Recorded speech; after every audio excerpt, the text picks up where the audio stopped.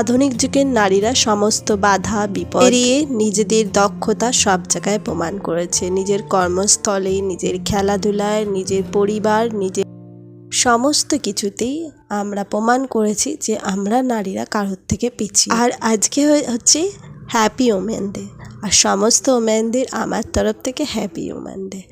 আমরা কিন্তু সব পরিস্থিতির মধ্যে নিজেকে লড়াই করে এগিয়ে নিয়ে যেতে। আমরা চাইলে কিন্তু সমস্ত কিছু যেমন গড়তেও পারি তেমন ভাঙতেও পারি।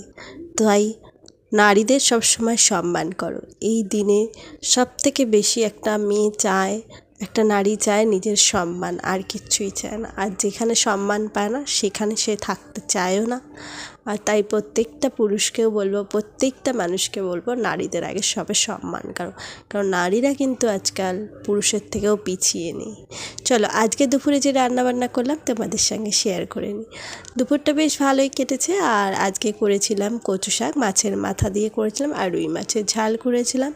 আর ওদিকে আর সেরকম কিছু করার সময় পাইনি, আর এটুকুই রান্না করেছিলাম, সেটা দিয়ে আমাদের খাওয়া যায়। কচু শাক তো ভীষণ ভালো লাগে, আর ওটা হলেই হয়ে যায়। আর মাছের ঝোলটা সর্ষে পোস্ত দিয়ে করেছিলাম, এটা দিয়ে লাঞ্চ সারলাম। আর সঙ্গে একটু পেঁয়াজ আর লেবু নিয়ে নিয়েছিলাম।